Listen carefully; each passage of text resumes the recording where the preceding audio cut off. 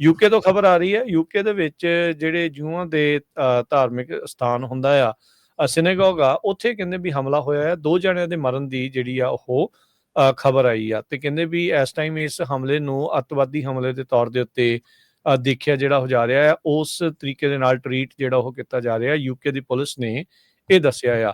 ਇੱਕ ਕਾਰ ਰੈਮਿੰਗ ਹੋਈ ਆ ਤੇ ਸਟੈਬਿੰਗ ਅਟੈਕ ਕਹਿੰਦੇ ਵੀ ਆਊਟਸਾਈਡ ਆਫ ਸਿਨੇਗੋਗ, ਜਿਹੜੇ ਜਿਹੜੇ 2 ਜੂਇਸ਼ ਕਮਿਊਨਿਟੀ ਮੈਂਬਰਸ ਆ, ਉਹਨਾਂ ਦੀ ਕਹਿੰਦੇ ਵੀ ਮੌਤ ਹੋਈ ਆ ਤੇ 4 ਜਾਣੇ ਜਿਹੜੇ ਆ ਉਹ ਹਸਪਤਾਲ ਦੇ ਵਿੱਚ ਦਾਖਲ ਹੋਏ ਆ। ਕਹਿੰਦੇ ਵੀ ਇਹ ਹਮਲਾ ਜਿਊਆਂ ਦੇ ਹਿਸਾਬ ਦੇ ਨਾਲ ਉਹਨਾਂ ਦੇ ਸਭ ਤੋਂ ਪਵਿੱਤਰ ਦਿਨ ਯੋਮ ਕਿਪੁਰ ਵਾਲੇ ਦਿਨ ਜਿਹੜਾ ਉਹ ਵਾਪਰਿਆ ਆ। ਜਿਹੜਾ ਸਸਪੈਕਟਡ ਅਟੈਕਰ ਸੀਗਾ, ਉਸ ਨੂੰ ਵੀ ਅਫਸਰਾਂ ਨੇ ਉੱਥੇ ਗੋਲੀ ਮਾਰ ਕੇ ਮੁਕਾਇਆ ਹੈਗਾ ਆ।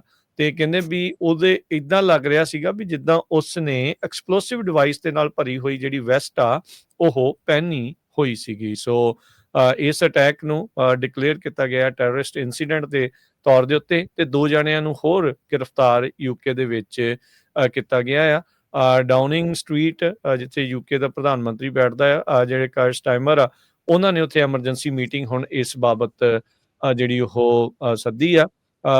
ਜਿਹੜੇ ਕਹਿੰਦੇ ਵੀ ਵਰਸ਼ਿਪਰਸ ਜਿਹੜੇ ਉੱਥੇ ਸੀਗੇ ਲੋਕ, ਤੇ ਉਹਨਾਂ ਨੇ ਜਿਹੜੇ ਕਹਿੰਦੇ ਵੀ ਅਟੈਕਰ ਨੂੰ ਬਾਹਰੋਂ ਬਾਹਰ ਹੀ ਜਿਹੜਾ ਰੋਕਿਆ, ਅੰਦਰ ਦਾਖਲ ਹੋਣ ਤੋਂ ਉਹਨਾਂ ਨੇ ਜਿਹੜਾ ਉਹ ਰੋਕ ਲਿਆ ਸੀਗਾ।